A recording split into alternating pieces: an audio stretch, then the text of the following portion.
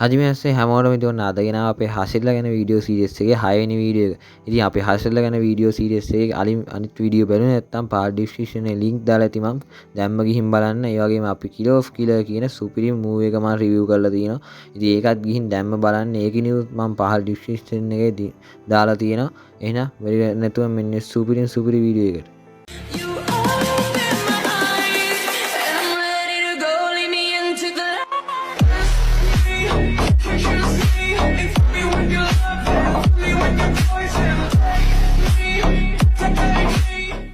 හරි guys ඉතින් මේ හසිරයාගේ නම තමයි ටොකිටෝ මුයිචිරෝ. ඉතින් මෙයා දර කපන පවුලක තමයි ඉපදෙන්නේ. ඉතින් මෙයාගේ වයස අවුරුදු 10ක් විතර වෙනකොට මෙයාගේ දෙමව්පියා මෙයාගේ අම්මට මාරාන්තික ලෙඩක් හැදෙනවා. ඒ වගේම මෙයාගේ තාත්තත් අසරණ වෙනවා. ඉතින් මෙයා අම්මගේ මාරාන්තික ලෙඩට බෙහෙත් හොයන්න එක දවසක් මේගොල්ලෝ තාත්තා කැලේට යනවා. ඉතින් මේ කැලේට යාමත් එක්ක මෙයාගේ බෙහෙත් එක හොයන්න ගිහින් තමයි මෙයාගේ තාත්තා නැති වෙන්නේ. ඒ වගේම එදාම මෙයාගේ අම්මත් නැති වෙනවා. ඉතින් මෙයාගේ නියුන් සහෝදරයත් එක්ක මෙයා තනියම තමයි කාලය ගත කරන්නේ ඊට පස්සේ. ඉතින් මෙයාගේ නියුන් සහෝදරයාගේ නම තමයි යුයිචිරෝ. ඉතින් මෙයා මේ මුයිචිරෝ වගේ කරුණාවන්ත නැහැ. හරිම සැරයි. ඉතින් මේ දෙන්නගේ ජීවිත ගැට ගහ ගන්න දර කපන එක තමයි කරන්නේ. ඉතින් මේගොල්ලන්ට තියෙන්නේ එච්චරයි කරන්න.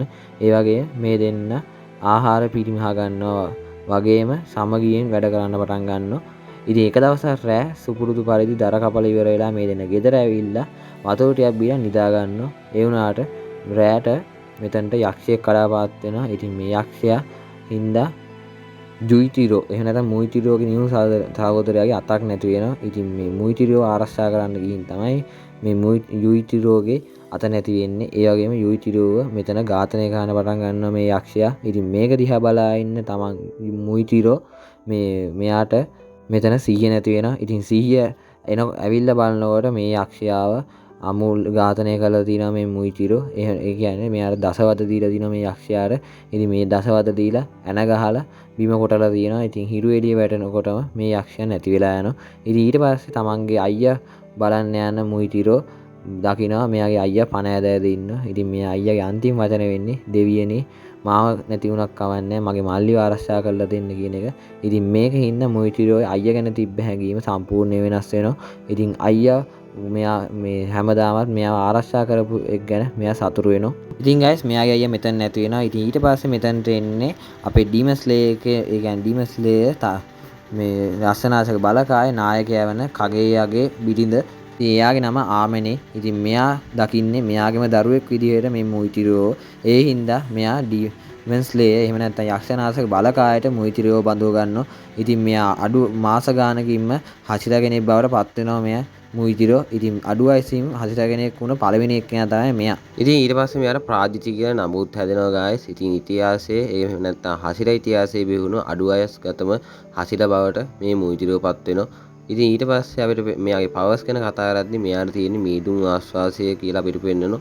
ඉතින් ඇත්තටම මෙයාගේ පවර්ස් වලින් විලන්ව එහෙම නැත්නම් සතුරාව ව්‍යාකූල තත්ත්වයට හා මහන්සියටපත් කරනවා. ඒ වගේම මෙයාව හොයාගන්න බැරි. ඒ කියන්නේ අතරමං කරන්න පුළුවන් මේ මීදුම් ආශ්වාසයෙන්.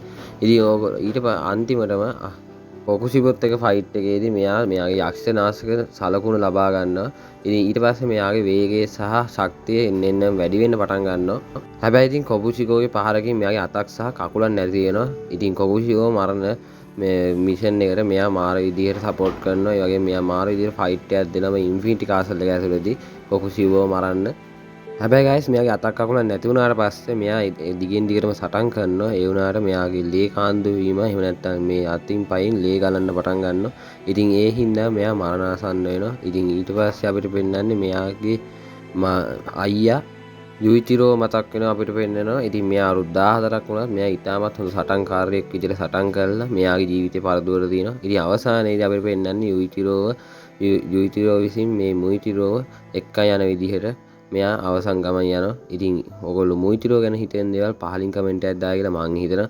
ඉතින් ඔයගොල්ලෝ කලින් වීඩියෝස් මගේ බැලුවේ නැත්නම් දැම්ම ගිහලා පාර ඩිස්ක්‍රිප්ෂන් එකේ link දාලා ඇති මම දැම්ම ගිහින් බලලා එන්න. ඉතින් ඉස්සරහට ගේන්න ඕනේ වීඩියෝස් ගැන කමෙන්ට් එකක් දාන්න. එහෙනම් හැමෝටම හරිගතෝ සයිමස්.